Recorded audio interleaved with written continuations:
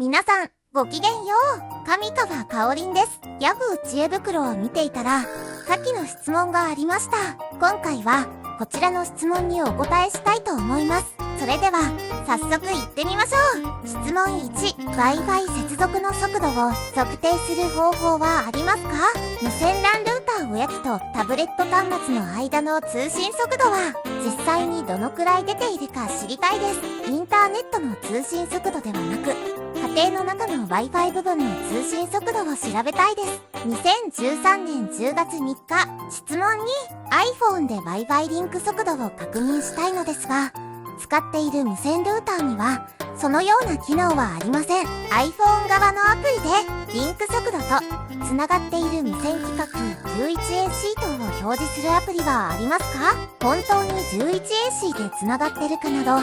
規格も確認したいんです。Android なら OS 標準でリンク速度は見れますよね。2016年1月7日ということなんですが、通常スピードテストと言われているものはインターネットの特定のサイトまでの総合的なアクセス速度を指すものです。今回の質問はそうではなくて、家庭内での iPhone から Wi-Fi ルータまでのアクセス速度、いわゆるリンク速度と呼ばれるものについて知りたいという質問ですね。スピードを上げようとした時に速度に影響しているのが通信回線やサイトなのか、それとも Wi-Fi ルーター規格や iPhone 端末の規格が遅くて速度が出ないのか、または現在のスピードが規格上最大限となっているのか、これらを見極めるためにはこのリンク速度というものを把握していなければ対策が立てられません。私の iPhone8 も Wi-Fi ルータを変え、NAS を変え、DNS を変え、電波干渉も改善したところ、なんと昼間で安定的に450から500まで Mbps、早朝で最高 550Mbps の速度が出るようになりました。しかしこれがベストエフォートな状態なのかどうかについてはいまいちわかりません。そこで規格上の上限を調べてみたんですが、まず私の iPhone8 の Wi-Fi の規格は内網対応を 802.11ac いわゆる Wi-Fi5 で、理論値で最大 866Mbps、国内キャリアにおける下り最大速度が理論値で 700Mbps を超える規格であるとのことです。つまり iPhone8 を使っている限り、700Mbps を超えることはまず絶対にありえないということであり、そう考えると私のインターネットスピード最高 550Mbps はほぼ最高速度上限近くまで達していると理解した方が良いようです。ちなみに 821TAX-Wi-Fi6 は理論値で最大 1200Mbps まで出るようで、 Wi-Fi6 に対応している機種はiPhone 11以降を SE に含むとのことです。これらの機種ならばスピードテストで 800Mbps とか出そうですね。なので次買い替える時には Wi-Fi6 対応機種に買い替えたいと思いますね。中古でもね、わらわらわら。なお旧機種の最大リンク速度は iPhone7 最大 700Mbps、iPhone6 最大 433Mbps、iPhone5 最大 150Mbps、iPhone4 最大 72Mbps とのことです。随分時代によって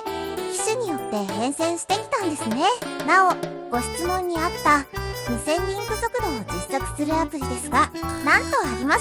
た。WI FI スイートスポッツというアプリです。早速私の iPhone8 でも測定してみました。なんとリンク速度は 550Mbps、580Mbps の速度が出ていることが分かりました。つまりこの iPhone8 Wi-Fi5 対応とこの Wi-Fi ルーター Wi-Fi6 対応を使っている限り 580Mbps 以上のスピードは出ることはないんだけど、580Mbps までは出る可能性があるということですかね。わらわらわら。なお iPhone から NAS へのファイル転送速度は 65Mbps ぐらい出るようになりました。では iPhone8 を Wi-Fi6 規格のスマホに買い替えたら 800Mbps 出るかといえば、それはやってみなければわかりませんよね。なお、現在契約している光回線の上限は 1000Mbps。LAN の規格も 1000Mbps なんで、iPhone を買い替えようが、ルーターを買い替えようが、1000Mbps を超えることは絶対ないですね。ということで、現状 500Mbps も出ていれば、満足しなければいけない。ということが、ようやくこれで理解できました。なお今回、WI、FI スイートスコッツというアプリを探す途中で、これは使えるなというアプリをいくつか発見しましたので、ついでにご紹介します。1、ネットアナライザー無料。現在の LAN に接続されているすべての端末の IP アドレス、ピング速度、グローバル IP アドレスなどがわかります。2、Wi-Fi 見れる無料。Wi-Fi の電波強度を100とした時の現在場所の電波状況が数字でわかります。私が iPhone を使っている場所は 89% 程度と表示されます。ただし Wi-Fi ルーターに近づいても 89% 以上にはなりませんので、実質最大感度で使用してますね。特にこれ以上改善も必要なさそうです。以上です。